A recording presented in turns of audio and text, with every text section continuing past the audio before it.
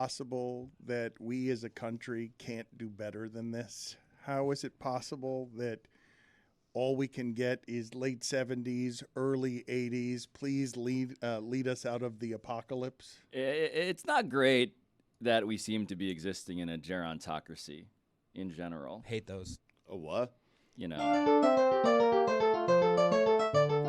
Jeff Jarvis joins us now. He is a longtime advisor to major media companies. He's a journalism professor at City University of New York.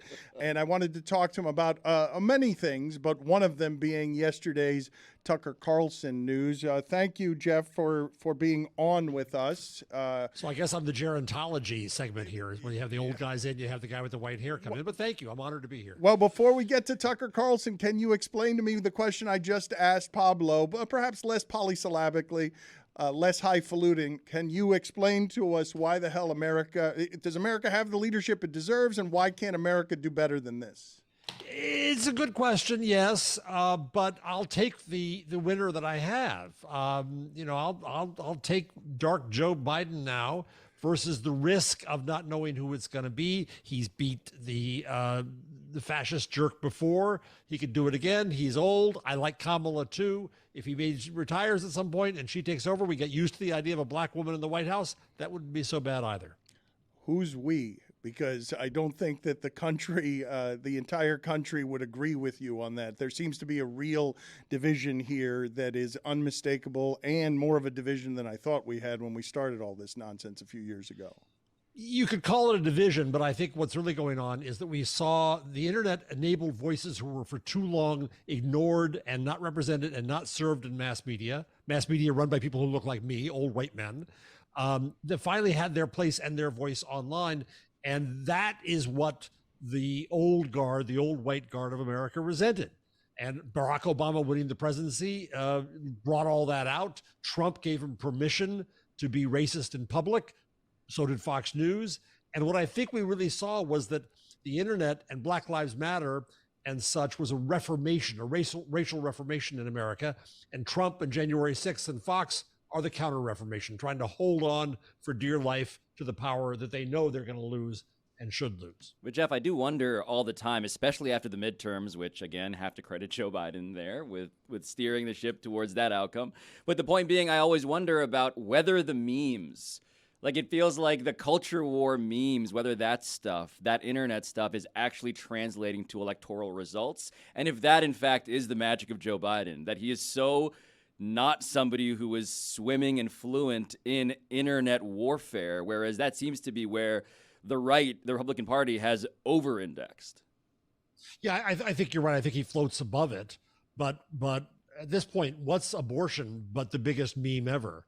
What's racism but I hate to say it, but now it's degraded as a meme. And so if we look at it that way, I think that when it comes to the majority of America, Biden's on the winning side. Knock wood, I'll light a candle. Let's get into the Tucker Carlson portion of this. What does it mean that Tucker Carlson and Don Lemon have hired the same attorney? They're all losers. I don't know. I don't want to put them in the same boat otherwise. I think that the New York Times tried to turn them into a trend today. Cable's in uproar. These are different things. We don't really know why Tucker Carlson was fired. I think the suit by his former producer is probably a large part of this. I think they couldn't fire him before they settled the Dominion case because it would have put them in a weaker position. Maybe they wanted to fire him months ago. I don't know. He was costing money. He's embarrassing them. And thank goodness he's gone. But that doesn't mean the Fox News is going to reform in any way. It is still run by the single most malign influence in English language democracy, Rupert Murdoch, and his worst son, Lachlan. So we'll see where that goes. Don Lemon was kind of a goofball in some ways. And he and Chris Licht, the new head of CNN, weren't getting along. And they unceremoniously dumped him. Those are two separate stories, I think. Best guess on what happened with Tucker Carlson. Best guess on whether this came succession style straight from the top. Oh yeah, I think everything comes from the top at Murdoch land. It's Fox News. He's the boss. He's still in charge. Speaking of gerontology, and they said that Lachlan and the president of Fox decided this. No, Rupert called with his gruff voice and said, "It's time to get rid of him." And they did. And, good. I celebrate with everybody else, but something worse will probably go in his place. I don't know what that's going to be. Do you have any guesses about what they could actually do? Well, you're the in that time expert here. slot? I was going to ask you, because they did this with Glenn Beck, they did it with Bill O'Reilly, they did it with Tucker Carlson. The entity is stronger than the people that it makes. So do you have a best guess? Because I don't have an informed opinion on this. No, I don't. I think Sarah Palin could have been it in time, but she's gone. Brett Hannity Favre could move up. It could be any number of horrible members of Congress today who would quit to take the slot. Who knows? But the other question is, what's next for Tucker? Does he go Glenn Beck and do his own show? Does he follow your example? And you're supporting, I think, about 25 people on the payroll there. So this could be okay. Or does he run for president, which is truly frightening because God knows he could win. Seriously? Well, the same way that Trump could win, in the same insanity of the slave-based. I believe he could win. I believe he could college. win. I'm with Jeff on that. Tucker Carlson's a terrifying candidate. More terrifying than Ron DeSantis, certainly, given the way that DeSantis has campaigned, which is to say incompetently and uncharismatically. Tucker is charismatic to his base. Well, wait a minute. If that's the case, then is this like Trump being indicted, where if that's the play, then this is good for him? Yeah. Oh, absolutely. When you're dealing in the land of paranoia, you need enemies, and Tucker has more enemies now. His old friends and employer are now enemies too. He's already said he hates Trump, so he can go back on that and hate him again. I'm not saying he will win or would win, but I agree he could win in the insane system we have. Has there been anybody with this resume of fired by Fox, fired by CNN, fired by MSNBC? The thing about it is the people have been fired. Oh, the hat trick. Megyn Kelly got fired by 2, right? Or 3. I don't think so. I think he may be the champ. But again, more enemies. Mass media hates me. Mass media can't stand me because I tell the truth about testicles. You got to trust me, says Tucker. He tells the truth about testicles? Well, you remember when he was getting them sunburned and doing that. Oh, that's right. That was the testicle stuff. perineum, I think, technically. You've done that now. Use the fancy, educated remember. world. I'll call it balls. Ball sack. That's what he was doing.